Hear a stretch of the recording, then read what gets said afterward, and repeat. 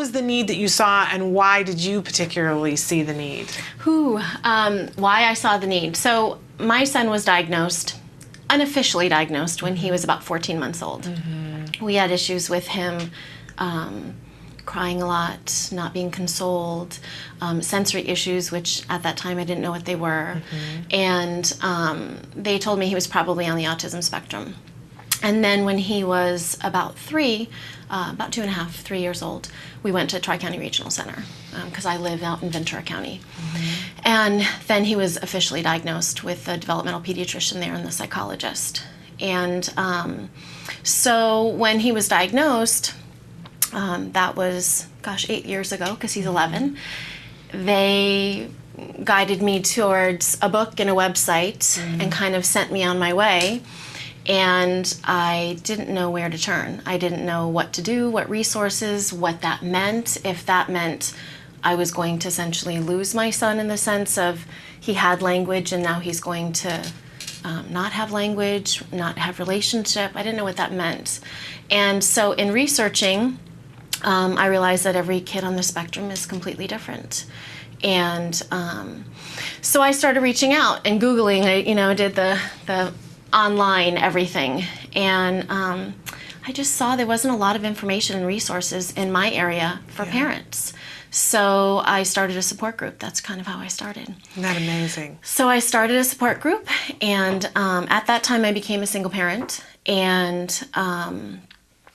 it was the most popular support group in my area. There was a lot of families that came, and I sort of had a criteria where if you came to the support group, there was no judgment because every kid's different and we all choose different paths on how we treat our children and do interventions.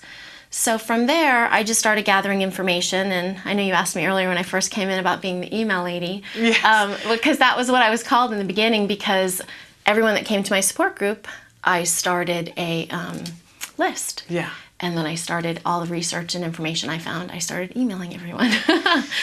And so that turned into Center for Special Needs. Several years later. So as I gathered information, I put together a website because I had all these papers everywhere, and it became where I need to put this all in one location so everyone can access it.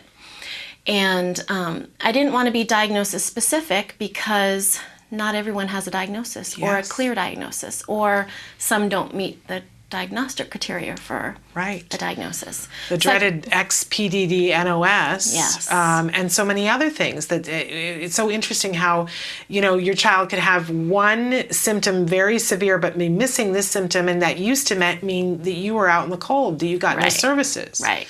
Or some kids have a gamut of different things. Right. And then they don't fit into that cookie cutter disorder, and then they're kind of left in the dust. Yes. So I called it Center for Special Needs, and I started the website. And as a single mom and a stay-home mom, I didn't really have the resources to start a nonprofit.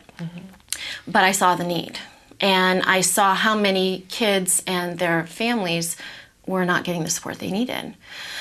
A lot of families their kids don't qualify for resources, at the regional center. They don't qualify for services. And so they're left with not providing much for their kids. Yeah. So my goal was, if I started a foundation, that I would help in that area and provide resources for families. So instead of trying to maneuver that when they've already had the challenges of their kids, it would be all in one location. Wonderful. And so you are now a 501c3. Since 2011. Wonderful. And we should let people know what the website is and let them know that you do take donations if there is anybody out that would like to donate. So what your website is? centerforspecialneeds.org, and it's the number 4. The number 4. So you can go there, wealth of information there, all different ways that you can participate with the group. But, I think it always bears saying that you take donations, because who knows who's watching that says, hey, I want to be a part of that and I'd like to donate to something like that. Yes. Because it's a wonderful thing. But now tell what the overriding mission is, where you're trying to get, and the kinds of things that you do now. So what we started with was, I felt like parents really needed to be educated and provided resources. So the areas that I started that was doing a conference. So we're on our 3rd annual conference, which we have one coming up, and I know we're going to talk about that. We are going to talk about that. That's the ABCs and XYZs of special needs conference. Right. And we are going to talk about more of that in a minute. it because it's a wonderful thing. Thank you. But what are some of the other things that you have going on? So the conference is one of them, and obviously fundraising is our biggest. So our biggest part of our mission is providing resources, education, but also the monetary resources for interventions. So our bylaws are Ventura County, because that's where I live, and I feel like you have to kind of feed your family first. That's right. So we started with doing some fundraising last year. We had our first gala last year, which was called Bridging the Gaps of Hope. So that was held at the Moore Park Country Club, and we had some goals, and we met our goals. And that is really to provide the meats and the potatoes for the families, and that's the interventions and the treatments. So families that don't qualify for regional center services and also do not have enough insurance benefits through their insurance companies to provide things like ABA, OT, physical therapy, speech therapy, recreation activities, all social skills, all the things that are important for children, not only with autism, but with other developmental disorders. Yes. So that's really our big area. So when you mention donors, we do need donors. We Absolutely. need monthly sponsors. We need grants. We need to build that fund that we have so we can help families. And that's really the area where we're starting to move into. So we're still a baby. I'm 3 years old, almost 4 years old as a nonprofit, but we're moving and growing. But it's an inspiration, and we always like to feature people on this show because there are a lot of parents that are out there watching around the world who are sitting there saying, I feel like there's nothing where I live. And that is such a helpless feeling. It is. But I always like to show people like you who say, so I'm going to make something. You see a need, you fill it. And I would imagine that it's come back to you in ways that you didn't know that it could. That by starting a support group, then you had a support group.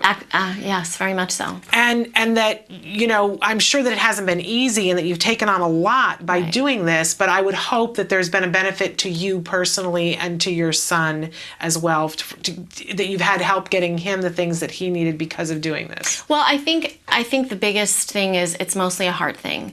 I can give the examples of the conference when we've done the 2 previous conferences. At the end and at the beginning, I've had families, moms, dads, come up and cry and hug, and not just to me, but to my parents, because my parents have been a huge support to my son and I. We all live together to support my son in all the areas that he needs support, and I could not have done it without them. Awesome.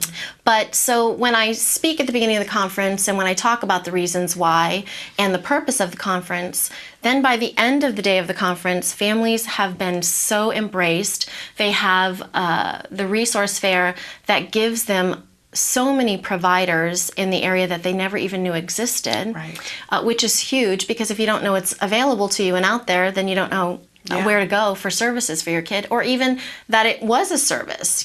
Some people have never heard of ABA, if no one has told them. Yeah, I always say, if you don't know what question to ask, then you're left in the cold. Sometimes just hearing somebody else's question says, oh, I didn't even know that was a question that to be asked.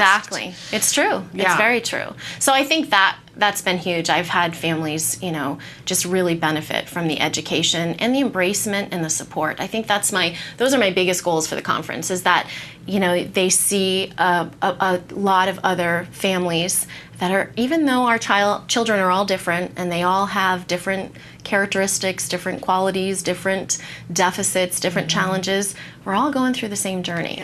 So to be around that, it feels you're not alone, and you feel very embraced and supported. And then to be provided with education on topics that some people don't even like to talk about, it's a real benefit to them.